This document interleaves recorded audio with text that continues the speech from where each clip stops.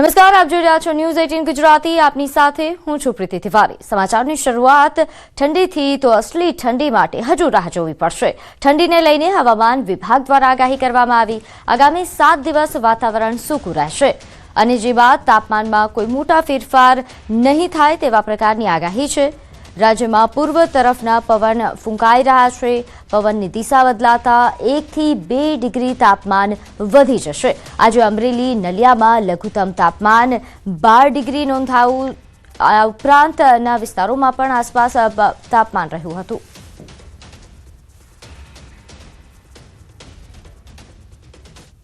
अगर हम आने वाले हफ्ते की बात करें तो गुजरात में मुख्य तौर पे मौसम ड्राई रहेगा।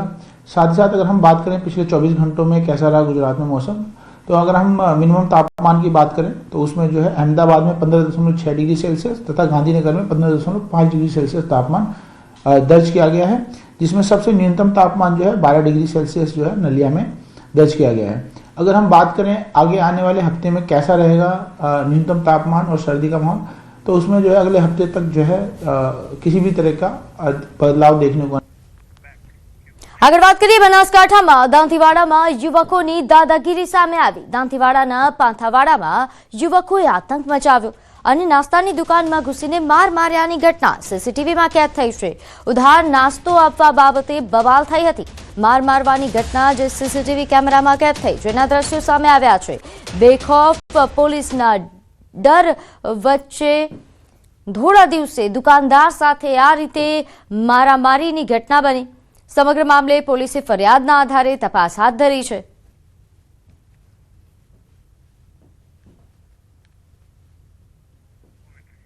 તો દાંતીવાડાના પાંથાવાડાના આપ આ દ્રશ્યો જોઈ રહ્યા છો। સીસીટીવી ફૂટેજ સામે આવ્યા છે, જેમાં દુકાનદારને માર મારતા આ શખ્સો કે જેમને પોલીસનો કોઈ ડર ન હોય તેવું લાગી રહ્યું છે, નાસ્તાની દુકાનમાં ઘૂસીને માર મારવામાં આવ્યો।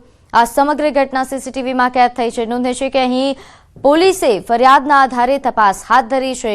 આ તમામ જે તત્વો છે, અસામાજિક તત્વો છે, તેમના વિરુદ્ધ કાર્યવાહી કરવામાં આવશે। પરંતુ આ ઘટનાનો વિડીયો વાયરલ થતા પોલીસ કામગીરી પર પણ સવાલો ઉઠી રહ્યા છે।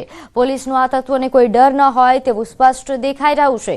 ઉધાર નાસ્તો આપવા બાબતે બબાલ થઈ હતી, જેમાં જે બબાલ વધતા મારામારી પર આ શખ્સો ઉતરી આવ્યા હતા।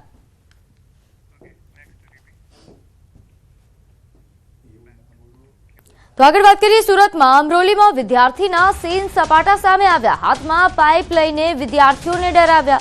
અમરોલી વિસ્તારમાં આવેલી કોલેજની આ ઘટના છે, જ્યાં અન્ય વિદ્યાર્થીઓમાં પણ ડરનો માહોલ ઉભો કરવા માટે આ પ્રયાસ થયો હતો। અન્ય વિદ્યાર્થીને લાફા પણ મારતો નજરે પડે છે। વિડીયો સોશિયલ મીડિયા પર વાયરલ થયો। પોલીસે વિડીયોના આધારે વિદ્યાર્થીની અટકાયત કરી। પોલીસ સામે વિદ્યાર્થીએ માફી માંગી તેવા પણ દ્રશ્યો સામે આવ્યા છે। તો આ દ્રશ્યો જે આપ જોઈ રહ્યા છો, આ વિદ્યાર્થી જે અહીં રોફ જમાવી રહ્યો છે, જો કે તે બાદ પોલીસ કાર્યવાહી થતાં જ પછી તે માફી માંગતો પણ નજરે પડી રહ્યો છે। હાથમાં પાઇપ લઈને વિદ્યાર્થીઓને ડરાવ્યા હતા। કોઈ એક વિદ્યાર્થીને લાફા મારતો પણ નજરે પડ્યો હતો, જે બાદ પોલીસ કાર્યવાહી બાદ શખ્સની અકલ ઠેકાણે આવી। કાયદાનું ભાન થયા બાદ એ માફી માંગતો પણ નજરે પડ્યો। આજના રોજ જે વિડીયો સોશિયલ મીડિયામાં વાયરલ થયેલો અમરોલી કોલેજનો, ત્યાં હું મારી સ્પ્લેન્ડર બાઇક લઈને ગયેલો, હાથમાં પાઇપ લઈને છીન સપાટા નાખવા તે અને મારી સાથે અભ્યાસ કરતા વિદ્યાર્થી સાથે ઝઘડો થયેલો, તે બાબતે હું માફી માંગુ છું અને આજ પછી આવું ક્યારેય થશે નહીં અને કોઈએ કરવું નહીં। તો આગળ વાત કરીએ અમદાવાદમાં, જ્યાં બાપુનગરમાં હત્યા અને આત્મહત્યાની ઘટના। પતિએ તીક્ષ્ણ હથિયારથી પત્નીની હત્યા કરી। હત્યા કર્યા બાદ પતિની લાશ લટકતી હાલતમાં મળી આવી। પત્નીની ગળાના ભાગે તીક્ષ્ણ હથિયારથી હત્યા કરવામાં આવી છે, તો પતિની લાશ લટકતી હાલતમાં મળી આવી છે। પત્ની પાછળ અને ગળાના ભાગે પત્નીને ઈજા પહોંચી છે અને પતિને પણ ઘા વાગેલાના નિશાન જોવા મળી રહ્યા છે।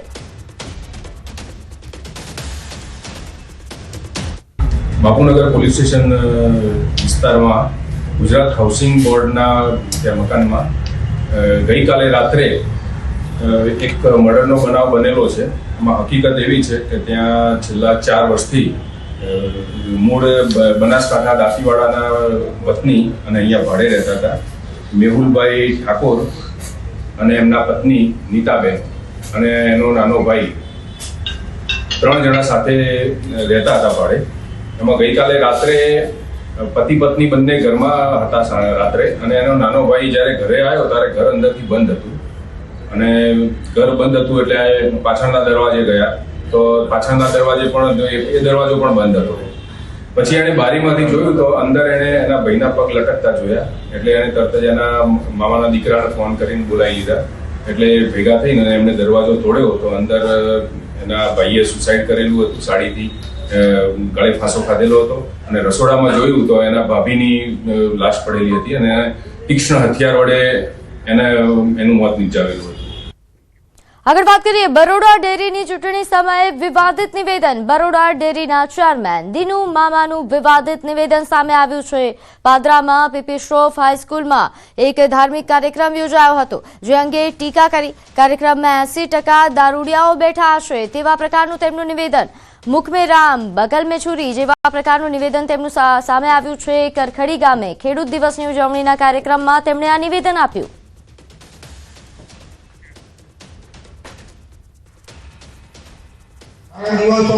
राह जोई प्रवीण भैया कीधु कि मुझे पीने का शौक नहीं, दम भुलाने को पीता. ये ठीक है प्रमाण बात प्रमाण, पर मनतुज बंद થઈ જાય તો કોન્ફાઈટ ના થાય. એ દારૂબંધી માટે ઋષિઓ મુનિઓ સંતો અમને જ્ઞાન વત્સલ સ્વામી બહુ મોટું જ્ઞાન આપી ગયા, પણ તે બેઠેલા 80% વ્યસની હતા. શું કહો? એટલે મુખના રામને બગલમાં છોરી વાળા ક્યારેય કોઈનું ભલું કરતા નહીં. સારા દિવસો. તો ગિફ્ટ સિટીમાં લીકર પરમિશન મામલે કોંગ્રેસના પ્રહાર બાદ ભાજપે પ્રતિક્રિયા આપી. ભાજપના સહપ્રવક્તા હિતેન્દ્ર પટેલે પ્રહાર કરતા કહ્યું કે ઇટાલીના ચશ્મા પહેરીને વિકાસ દેખાય નહીં, વિકાસ માટે રાષ્ટ્રવાદના ચશ્મા પહેરવા પડે. કોંગ્રેસ એમના સમયમાં કોઈ ફાઇનાન્સ કંપની લાવવાનો પ્રયત્ન નથી કર્યો. ગિફ્ટ સિટીમાં વહીવટી છૂટછાટ આપવામાં આવી છે. ગુજરાતમાં આજે પણ દારૂબંધી છે અને કાલે પણ રહેશે.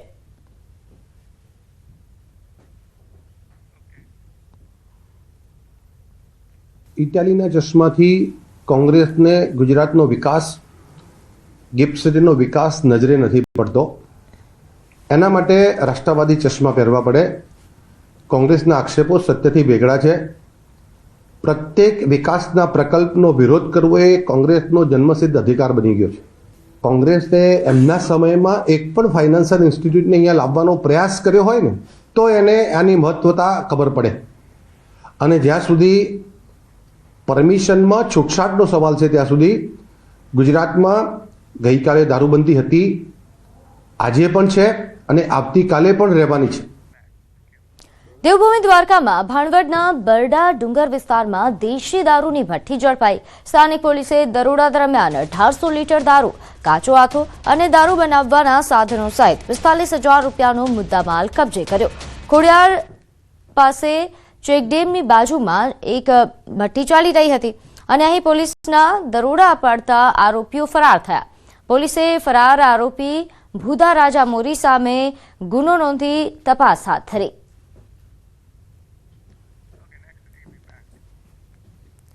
રાજકોટ મહાનગરપાલિકાના ફૂડ વિભાગ દ્વારા લેવાયેલ ઘી અને પનીરના 4 નમૂનાઓ ફેલ જાહેર થયા છે. અમીન માર્ગ પર આવેલી પાયલ પંજાબી ફૂડ પાર્સલ તેમજ કોઠારિયાની પંગત રેસ્ટોરન્ટમાંથી લેવામાં આવેલા પનીરના નમૂનાઓ સબ સ્ટાન્ડર્ડ નીકળ્યા છે. જ્યારે મોરબી રોડ પર શ્રીરામ ડેરી ફાર્મ અને ગ્રીનલેન્ડ ચોકડી પાસે જય બજરંગ ડેરી ફાર્મમાંથી લેવાયેલા શુદ્ધ ઘીના નમૂનાઓ પણ ફેલ થયા છે. જય બજરંગ ડેરીના નમૂનામાં વેજીટેબલ ફેટની હાજરી પણ મળી. ત્યારે તંત્ર દ્વારા તમામ વેપારીઓને નોટિસ ફટકારાઈ છે. ત્યારબાદ વેપારીઓ સામે એડિશનલ કલેક્ટર સમક્ષ કેસ ચલાવી દંડાત્મક કાર્યવાહી કરાશે.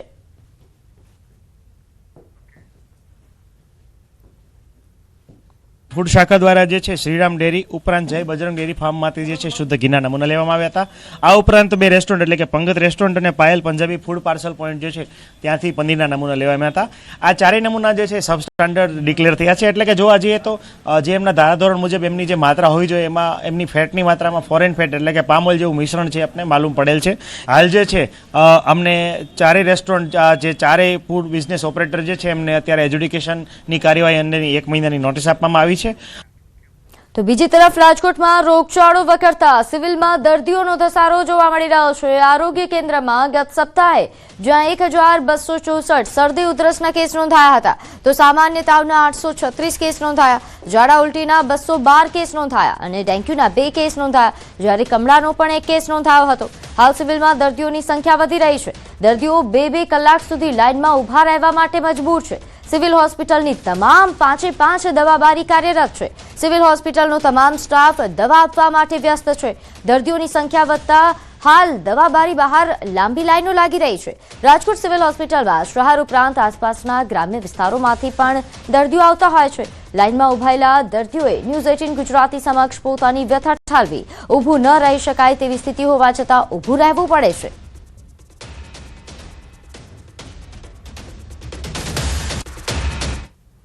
રાજકોટ સિવિલ હોસ્પિટલ અત્યારે દર્દીઓથી ઉભરાઈ રહી છે. કેસબારી બહાર જે છે લાંબી લાઈનો જોવા મળી રહી છે. હાલ આપણી સાથે અહીંયા જે દવા લેવા આવેલા ભાઈ છે આપણે એમની સાથે વાત કરીશું. છેલ્લા લગભગ બે કલાકથી લાઈનમાં ઊભો છું.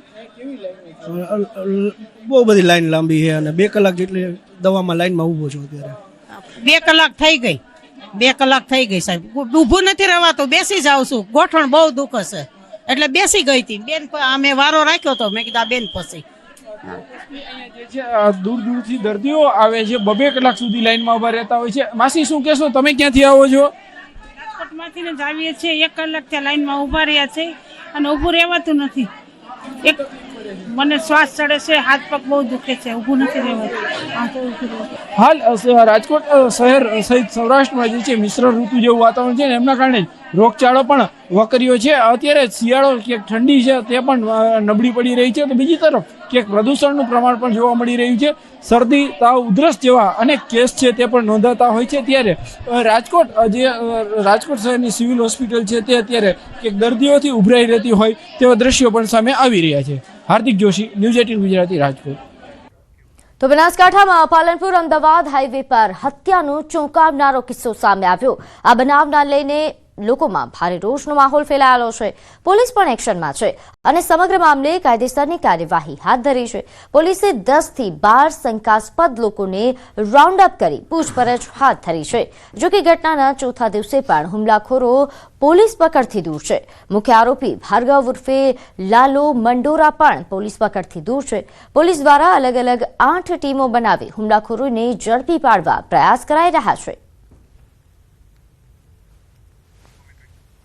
તો યુવક ભરત ચૌધરી કે જેનું સારવાર દરમિયાન મોત થયું, પોલીસે હાલ 12 થી વધુ શંકાસ્પદ આરોપીઓને રાઉન્ડ અપ કર્યા. જો કે મુખ્ય આરોપી હજુ પણ પોલીસ પકડથી દૂર છે. આ ઉપરાંત પણ અન્ય આરોપીઓ કે જેમને શોધવા માટે પ્રયાસ કરવામાં આવી રહ્યો છે.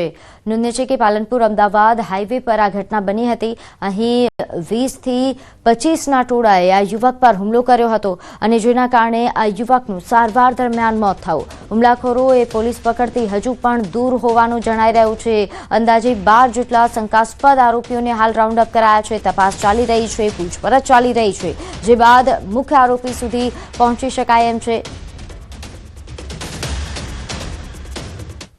તો આગળ વાત કરીએ, સુરતમાં 7 વર્ષની દીકરીના દીક્ષા કેસમાં નવો વળાંક આવ્યો.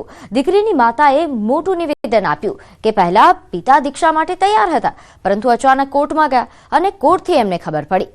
અમે સામેથી કોર્ટમાં એફિડેવિટ કરી દીક્ષા પર મનાઈ કરી છે, કારણ કે મારા પતિ નથી ઈચ્છતા કે દીક્ષા થાય.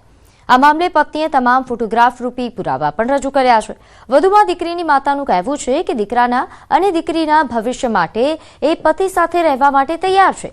જ્યાં સુધી પતિ અને પરિવાર સહમતિ નહીં આપે ત્યાં સુધી દીક્ષા નહીં થાય. હવે 2 જાન્યુઆરીના રોજ આ કેસને લઈને વધુ સુનાવણી હાથ ધરાશે. બસ મારી માંગ આટલી જ છે કે હું ને મારા પતિ બધું સાથે વિનંતી કરવા ગયા હતા, સાથે ગુરુ મહારાજ પાસે ગયા હતા અને પતિની સાથે જ અમે બધું નક્કી કર્યું છે કે દીક્ષા લેવી છે ને સાથે જ બધું થયું છે. હું ને મારા પતિ પણ ખબર નહીં અચાનક શું થયું ને કોર્ટમાંથી જાણવા મળ્યું કે એમને ના પાડી છે.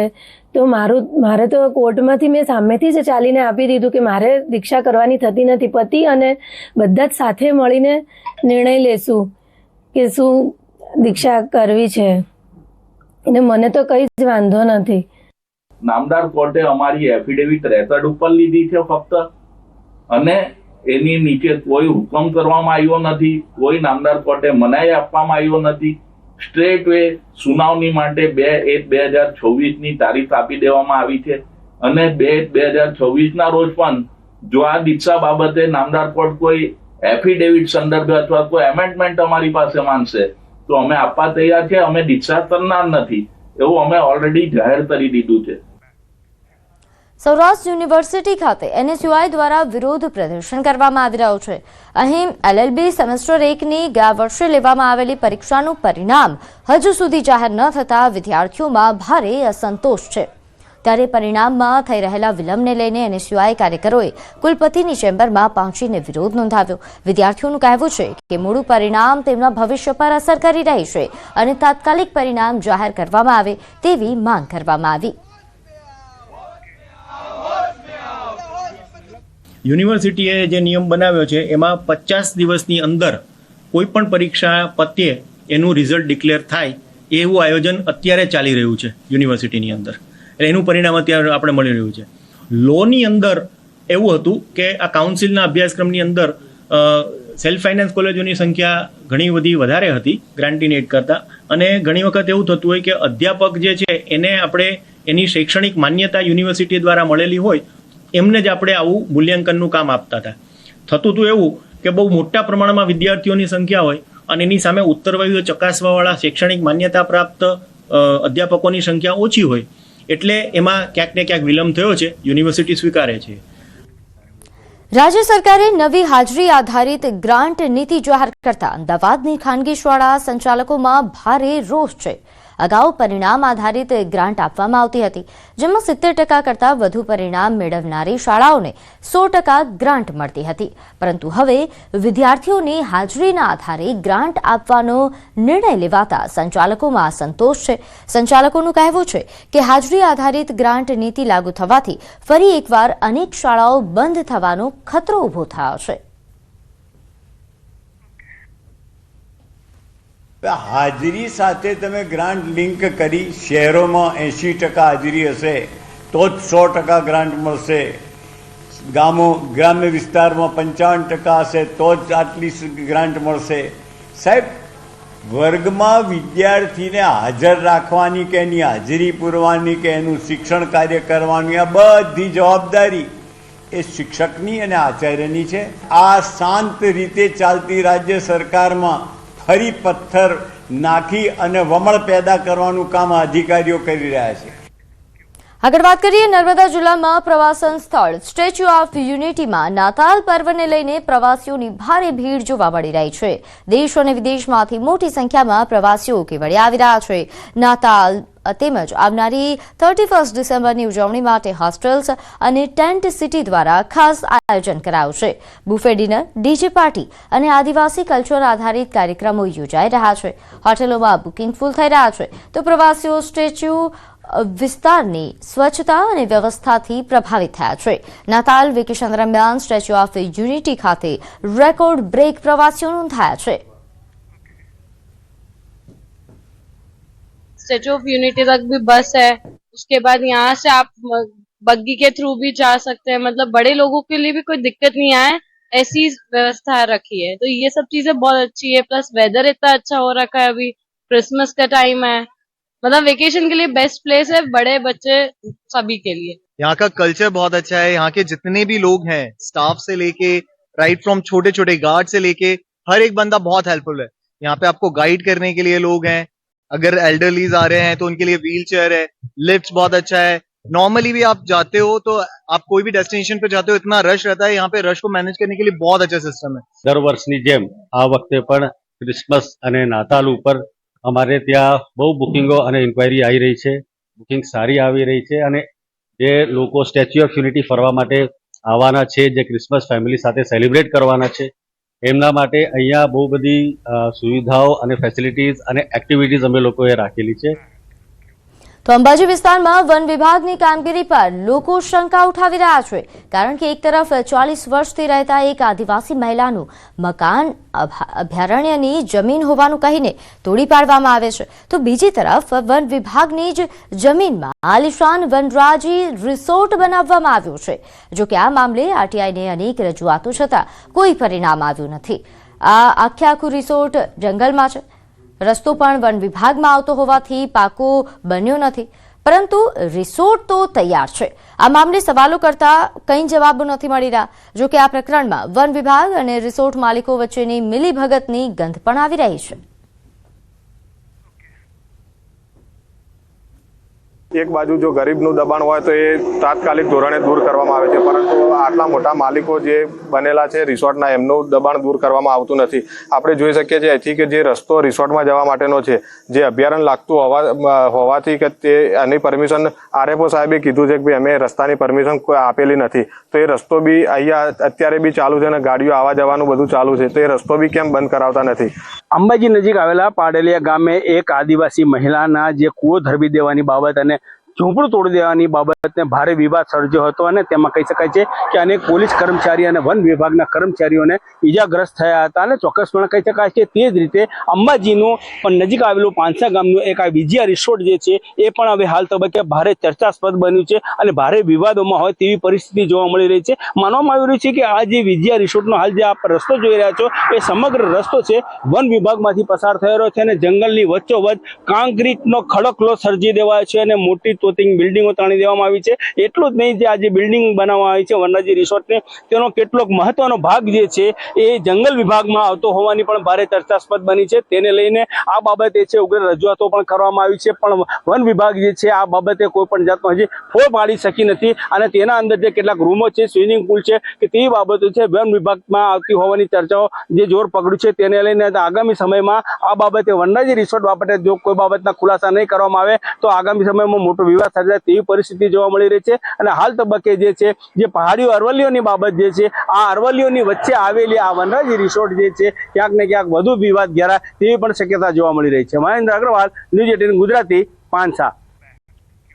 તો વડોદરાના ભાયલી ગામના તળાવના ચિત્ર જોઈને તમને જરૂરથી લાગશે કે વડોદરા મનપા કહે છે કે શું અને કરે છે શું.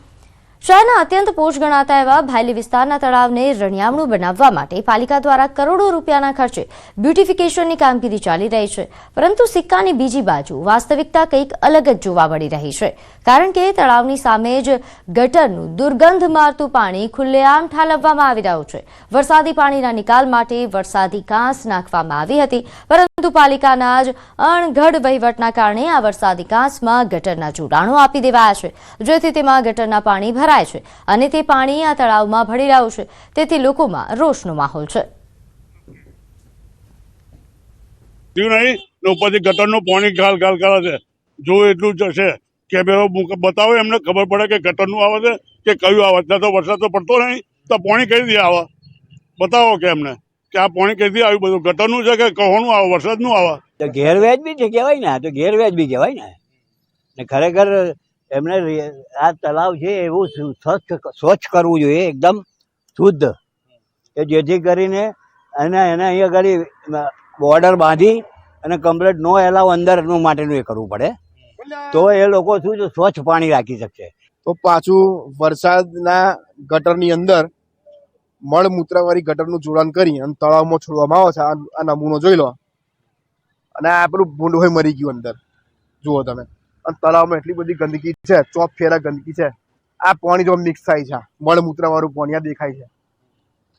આ પાણીનો કલર જો બદલાઈ ગયો. અને કોર્પોરેશન કોઈ કામગીરી બરાબર કરતું નહીં. કોઈ બી અધિકારીએ આમાં કોઈ પણ જાતનું જોડાણ કરેલ નથી એવું એમણે મને સ્પષ્ટ કીધું છે. અને એટલા માટે હમણાં તુરંત અમારા ડ્રેનેજના જે અધિકારી છે એને સ્પોટ પર મોકલ્યા છે. અને કોઈએ પણ જો આ ગેરકાયદેસર રીતે આમાં જોડાણ કરેલું હશે તો એને દંડની પણ કાર્યવાહી કરવાની સૂચના આપી છે. અને સાથે તુરંત આ જે કંઈ ડ્રેનેજના પાણી આવે છે એને બંધ કરવા માટે પણ સૂચના આપી છે. ચૂંટણી જીત્યા બાદ જે રીતે જે રાજકારણીઓ છે, ચૂંટાયેલા પ્રતિનિધિઓ છે, તેમના રંગ અને તેવર બદલાઈ જાય છે, તેવી જ રીતે અત્યારે વડોદરા શહેરના ભાયલી વિસ્તારમાં આવેલું જે તળાવ છે તેના પાણીનો રંગ જે છે તે બદલાઈ રહ્યો છે. આવું એટલા માટે કહું છું કે ચૂંટાયેલા પ્રતિનિધિઓ અને કોર્પોરેશનના પાપે અત્યારે વડોદરાના જે ભાયલી ગામે આવેલું તળાવ છે તેની દુર્દશા થઈ રહી છે. અહીંયા આશ્ચર્યની વાત એ છે કે કરોડો રૂપિયા ખર્ચીને વડોદરા મહાનગરપાલિકા દ્વારા બીજી તરફ આ જે તળાવ છે તેનું બ્યુટિફિકેશનની કામગીરી કરવામાં આવી રહી છે અને ત્યાં પણ જોઈ શકાય છે કે કામગીરી પૂરજોશમાં ચાલી રહી છે. જેસીબી ફરી રહ્યા છે તો બીજી તરફ જે તળાવનું પાણી છે તે ખાલી કરવાની પ્રક્રિયા પણ ચાલી રહી છે. પરંતુ નવાઈની વાત એ છે કે સામેની સાઈડ બ્યુટિફિકેશન થઈ રહ્યું છે અને અત્યારે આ બીજા દ્રશ્યો બતાવીશું કે ખુદ કોર્પોરેશન જ આ તળાવને દૂષિત કરી રહ્યું છે. એટલે કોર્પોરેશનની બેધારી નીતિ જે છે તે અહીંયા છતી થઈ રહી છે. એક તરફ ખુદ કોર્પોરેશન આ જ તળાવમાં ગટરનું પાણી છોડી રહ્યું છે અને બીજી તરફ આ જ કોર્પોરેશન આ જ તળાવને સામેની તરફ જે બ્યુટિફિકેશનની કામગીરી છે તે કરી રહ્યું છે. એટલે ટૂંકમાં કહીએ તો ધોળા દિવસે વડોદરા મહાનગરપાલિકા જે છે તે વડોદરા શહેરના નાગરિકોની આંખોમાં ધૂળ ઝોકવાનું કામ કરી રહી હોય તેમ લાગી રહ્યું છે. તે અત્યારે ભાયલી તળાવની દુર્દશા કરવા બેઠા હોય त्या प्रकारना दृश्यो जे छे ते जोवा मळी रह्या छे। हार्दिक दीक्षित, न्यूज़ 18 गुजराती, वडोदरा। समाचारों में हाल बस आटલું જ। આપ જોતા રહો ન્યૂઝ 18 ગુજરાતી। नमस्कार।